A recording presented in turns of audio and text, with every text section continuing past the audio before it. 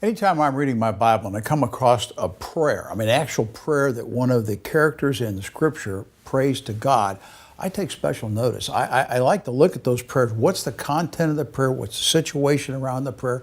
What are the requests of the prayer? What's going on in the prayer? And when you come to 2 Chronicles chapter 20, you have King Jehoshaphat. He was the king of Judah.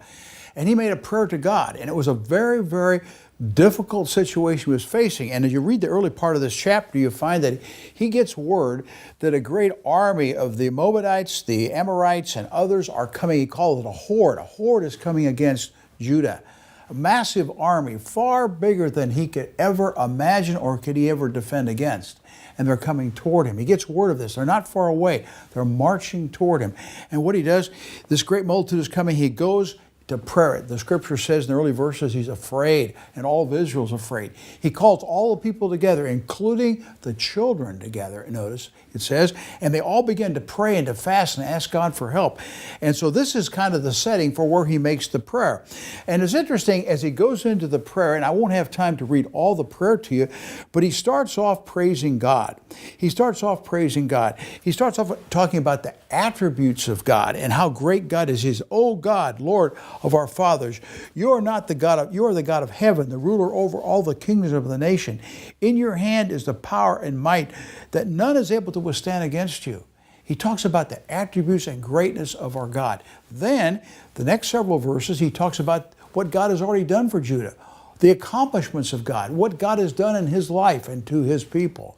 And then he reminds God of all the things God has done. In other words, he starts off with the greatness of God, and then he goes to the acts of God, the blessings of God that they have already received. And he brings them back before God in prayer. That's the way he phrases prayer. Then he talks about his condition, because he says down in the following verse, in verse 12, he says, "For we are powerless against this great horde that is coming against us.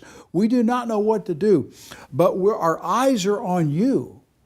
And it goes on to talk to all the people, all the families, and all the children stood before God looking for help. We do not know what to do. That verse has meant so much to me. Do you ever stop and think, are you in the place sometimes where you say, I just don't know what to do? I don't know what to do next. I don't know what to do in this situation. I'm lost. I don't know what to do. That's where they were. There's armies coming against them. They're all out there. They're frightened. They're afraid. What do? They turn to God. They pray to God. And in that prayer, they said something I think we often ought to say. Lord, I don't know what to do. I'm totally helpless. Therefore, I am completely, wholeheartedly, totally dependent upon you. You must guide, you must lead. And then the scripture says that the Lord sent the man of God to give him an answer to the prayer.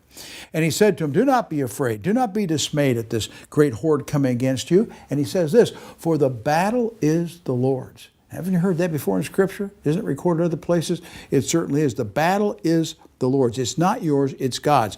And tomorrow you must go down against them. Now, it's interesting what the Lord tells them to the man of God they must do.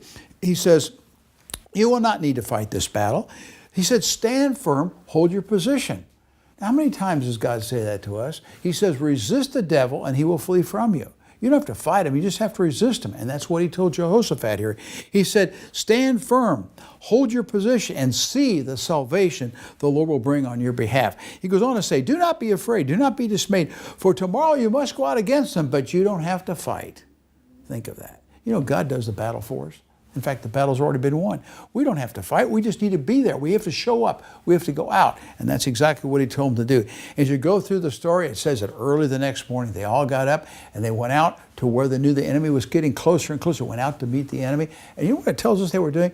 They had heard from God, and they put their full confidence in God because they were singing praises. Can you imagine going to battle singing hymns? That's what they were doing. They were singing and began to praise and shout to God and sing praises to God. And if you get the picture, they got to where they could see the enemy. They were getting closer, closer. And the Bible goes on to say when they got to what they call the watchtowers of the wilderness, where they could see out to see where this great horde was coming against them, they looked toward the horde, and behold, there was nothing on the ground but dead bodies. The Lord had won the battle.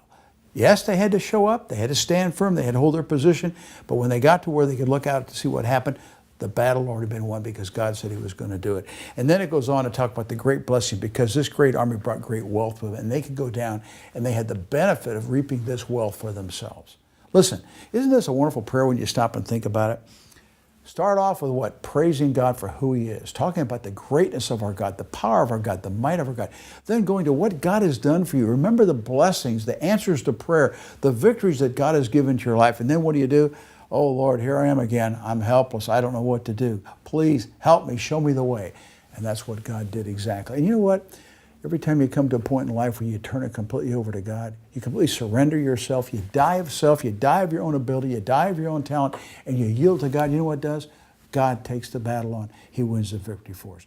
We can depend on our God. He is powerful, He is mighty, He listens to our prayers, and He steps up when we have a need. Are you there today?